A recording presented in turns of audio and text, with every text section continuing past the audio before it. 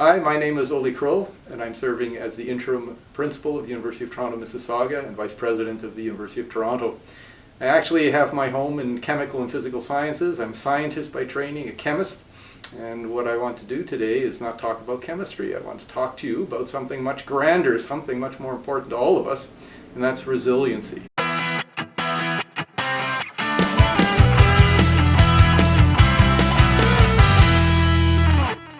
One deals with life stresses. You can imagine, well, I know you know from a student's perspective what stresses are all about.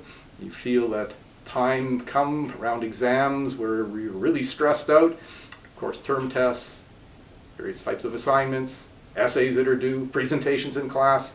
Interesting is that almost all faculty members and many staff feel exactly the same sorts of pressures. In my professional career, I have to write grant proposals. If we do not get funded, my students don't eat. I have to make sure that they actually have funds to operate. And of course, if I can't get those funds, they also can't complete their thesis. I have that as part of my professional requirement. I have to stand in front of hundreds, if not thousands, of students and actually teach.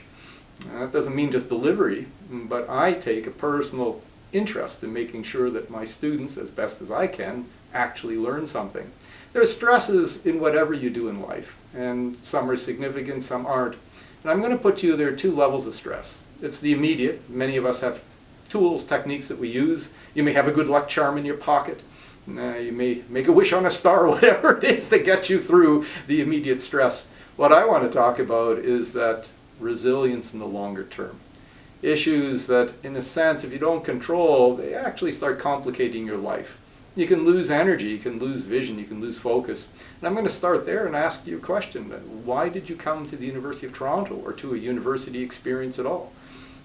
Many students tell me when they start university, well, I'm going to get a better job.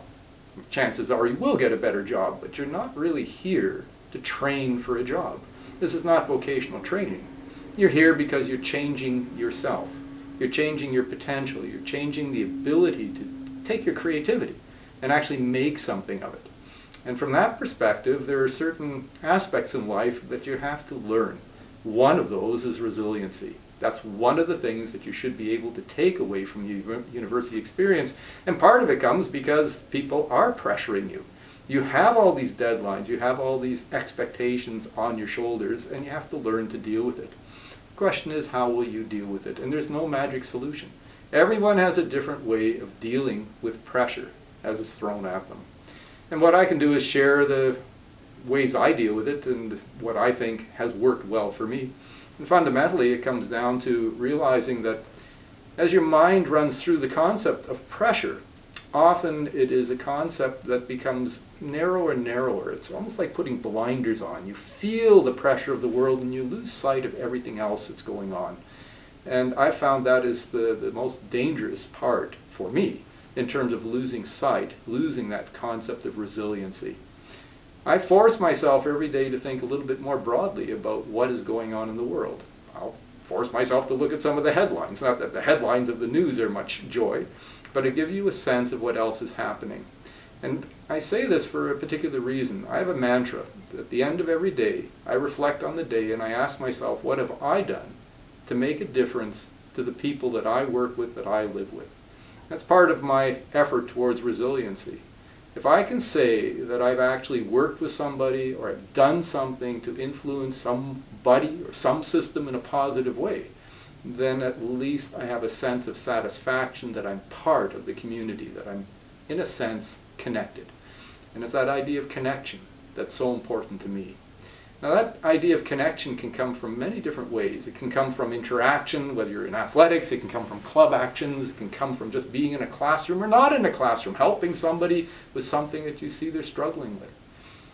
Importantly though, I'm going to change gears here a little and suggest to you that by reaching out, in particular the people that you may not know, and doing something to help them in some way, you're actually on an adventure.